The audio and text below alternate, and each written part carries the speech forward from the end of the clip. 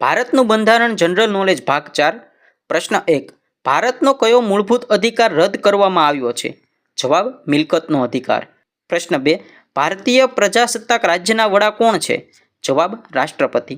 પ્રશ્ન 3 ઉપરાષ્ટ્રપતિ પદ માટેના હોદ્દાની મુદ્દત કેટલા વર્ષની છે? જવાબ 5 વર્ષની. પ્રશ્ન 4 રાષ્ટ્રપતિના હોદ્દા માટેની મુદ્દત કેટલા વર્ષની છે? જવાબ 5 વર્ષની. પ્રશ્ન 5 રાષ્ટ્રપતિ રાજીનામાનો પત્ર કોને ઉદ્દેશીને લખે છે? જવાબ ઉપરાષ્ટ્રપતિને. પ્રશ્ન 6 બંધારણ ઘડાયું ત્યારે કેટલા પરિશિષ્ટ હતા? જવાબ 8 પરિશિષ્ટ. પ્રશ્ન 7 રાષ્ટ્રપતિને શપથવિધિ કોણ કરાવે છે? જવાબ મુખ્ય ન્યાયાધીશ. પ્રશ્ન 8 બંધારણની કઈ અનુચ્છેદ નીચે રાષ્ટ્રપતિનો હોદ્દો છે? જવાબ અનુચ્છેદ 52. પ્રશ્ન 9 ઉપરાષ્ટ્રપતિના પદ માટેની વય મર્યાદા કેટલી છે? જવાબ 35 વર્ષ. પ્રશ્ન 10 ઉપરાષ્ટ્રપતિ રાજીનામું કોને ઉદ્દેશીને લખે છે? જવાબ રાષ્ટ્રપતિને. પ્રશ્ન 11 ઉપરાષ્ટ્રપતિની ચૂંટણીમાં કોને મતાધિકાર છે? જવાબ સંસદના બંને ગૃહના ચૂંટાયેલા સભ્યોને. પ્રશ્ન 12 રાષ્ટ્રપતિની ચૂંટણીમાં કોને મતાધિકાર નથી? જવાબ બંને ગૃહના નિમાયેલા સભ્યો અને વિધાનસભાના સભ્યોને. પ્રશ્ન 13 રાષ્ટ્રપતિને કોણ ચૂંટે છે? જવાબ લોકસભા રાજ્યસભાના ચૂંટાયેલા સભ્યો તથા વિધાનસભાના ચૂંટાયેલા સભ્યો. પ્રશ્ન 14 ઓપેક સંગઠનનું કાર્ય શું છે? જવાબ ક્રૂડ ઓઇલના ઉત્પાદન તેમજ કિંમત અને વપરાશ પર નિયંત્રણ રાખવું. પ્રશ્ન 15 રાજ્યસભાના અધ્યક્ષ કોણ છે? જવાબ ઉપરાષ્ટ્રપતિ. પ્રશ્ન 16 વડાપ્રધાનની નિમણૂક કોણ કરે છે? જવાબ રાષ્ટ્રપતિ.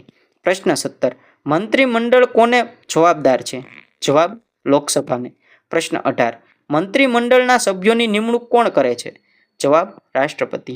પ્રશ્ન 19 કેબિનેટ બેઠકના વડા કોણ હોય છે? જવાબ વડાપ્રધાન. પ્રશ્ન 20 કોઈ પણ ગૃહનો સભ્ય ન હોવા છતાં મંત્રીમંડળમાં સ્થાન પામ્યા હોય તો તેને કેટલા સમયમાં ચૂંટાવવું પડે? જવાબ 6 માસમાં. પ્રશ્ન 21 ભારતીય સંસદના નેતા કોણ હોય છે? જવાબ વડાપ્રધાન. પ્રશ્ન 22 ભારતમાં કટોકટી લાદવાની સત્તા કોને છે? જવાબ રાષ્ટ્રપતિને. પ્રશ્ન 23 સંસદની વ્યાખ્યામાં શું આવે છે? જવાબ રાષ્ટ્રપતિ, લોકસભા અને રાજ્યસભા. પ્રશ્ન 24 લોકસભાની મુદ્દત કેટલા વર્ષની હોય છે? જવાબ 5 વર્ષની. પ્રશ્ન 25 લોકસભાને બરખાસ્ત કોણ કરી શકે છે? જવાબ રાષ્ટ્રપતિ. પ્રશ્ન 26 કયું ગૃહ કાયમી ગૃહ છે? જવાબ રાજ્યસભા. પ્રશ્ન 27 લોકસભાના સ્પીકરની નિમણૂક કોણ કરે છે? જવાબ લોકસભાના સભ્યો. પ્રશ્ન 28 લોકસભાની બેઠકનું સંચાલન કોણ કરે છે? જવાબ સ્પીકર. પ્રશ્ન 29 રાજ્યસભાની બેઠકનું સંચાલન કોણ કરે છે? જવાબ ઉપરાષ્ટ્રપતિ. પ્રશ્ન 30 ઉપરાષ્ટ્રપતિની ગેરહાજરીમાં રાજ્યસભાનું સંચાલન કોણ કરે છે? જવાબ રાજ્યસભાના ડેપ્યુટી ચેરમેન. આવા જ ગુજરાતી જનરલ નોલેજના વિડીયો જોવા માટે અત્યારે જ વિડીયોને લાઇક કરો, ચેનલને સબસ્ક્રાઇબ કરો અને આ વિડીયોને તમારા મિત્ર વર્તુળમાં શેર કરી દો.